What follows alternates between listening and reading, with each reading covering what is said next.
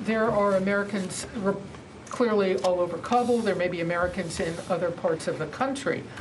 How can the U.S., the Pentagon, live up to that task of evacuating all Americans? Because we continue to see the violence just outside the airport, and how would you get them around the country unless you go get them? Well, two things, Barbara. One is State Department, as you know, as I've said, is working with the Taliban to facilitate safe passage of American citizens, U.S. passport holders, to the airport. That's the primary means, and under the current conditions, that's the primary effort. We have capability to do other things if necessary. Well, can I ask you what that means? Because you also said there were international special forces there that have a capability to extract, and those words suggest very clearly in the military realm you would go get people. Well, that would be a policy decision, and if directed, we have capabilities that can execute whatever we're directed. Thank you. Louis. And I would draw a distinction, Barb, between extracting someone in an in extremis condition or circumstance versus going out and collecting up large numbers of American citizens. Do you have the capability to go out and collect Americans? We don't have the capability to go out and collect up large numbers of people, Barb. Louis, go ahead. For both of you, if I could. You have 5,000 U.S. military personnel on the ground securing the area. You have small groups, potentially, of Taliban fighters outside there who are holding up potentially the second largest NEO that could be undertaken. You have the capability to get there, but how do you get those people inside so that they can actually get on those planes? And both of you have served in major command roles inside Afghanistan. Did you not see the possibility that the Afghan security forces were not up to this fight? We continue to work with the State Department officials on the ground to improve the procedures, at the entry points to make sure that we can speed up the process of getting people in and move them onward. And so the state is deploying more consular officers to be able to help with that. As I stated earlier, we're going to push more military assistance down to the entry points to facilitate these efforts. But we're really working hard to get as many people through as possible. And quite frankly, it's obvious we're not close to where we want to be in terms of getting the numbers through. So we're going to work that 24 hours a day, 7 days a week. And we're going to get everyone that we can possibly evacuate it. And I'll do that as long as we possibly can until the clock runs out or we run out of capability. And also about the Afghan security forces, did you feel that they were ever up to this fight, or did you not see this coming, that they were not up to the fight?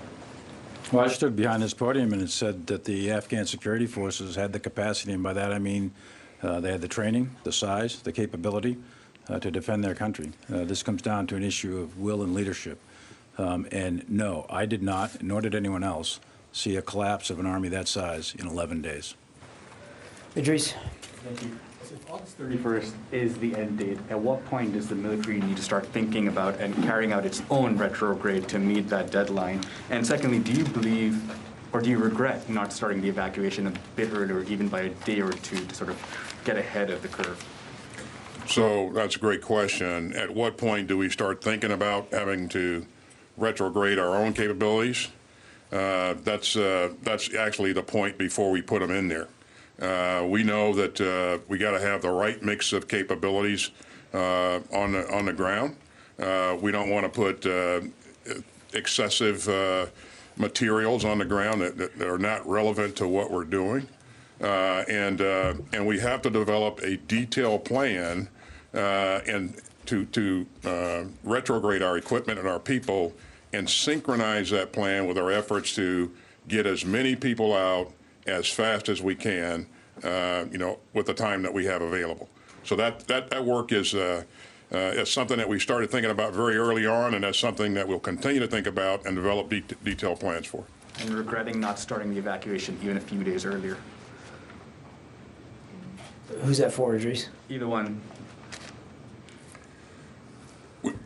You know, we make plans for a number of things, and clearly, as the chairman pointed out, as we did detailed planning throughout, we recognize that there might be a point in time when we have to conduct a NEO. So we position all the right forces in theater to be able to do that. We put forces on standby in the United States to support that.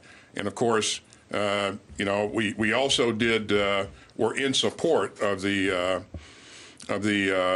state-led SIV applicant process throughout. So, in terms of, you know, doing everything that we could at the right time, I think we have been pretty prudent in terms of thinking ahead and planning for contingencies, and we're executing one of those plans right now. So. Helene? This question is for both of you, and I'd like for both of you to answer. It seems like, I know we keep harping on the same thing, but it feels like the video is not matching the audio right now. It seems to me like barring a lobotomy by the Taliban, you have 3 pathways ahead of you.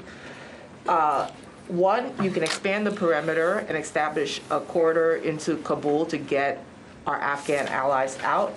2, you can extend the August 31st deadline of withdrawing. Or 3, you can just leave the tens of thousands of Afghans who've helped us over the past 20 years behind. Which one is it going to be?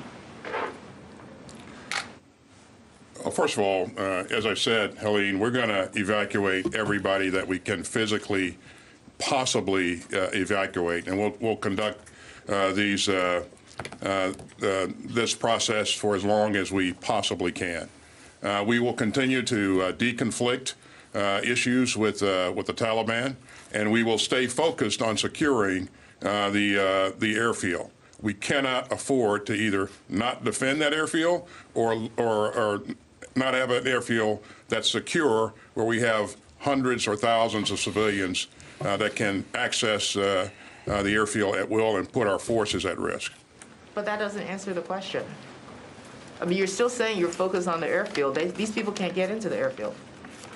Well, we're going to do everything we can to continue to try to deconflict and create passageways for them to get to the airfield. I don't have the capability to go out and extend operations currently into Kabul. And where do you take that? I mean, how far can you extend into Kabul? You know, and how long does it take to flow those forces in to be able to do that?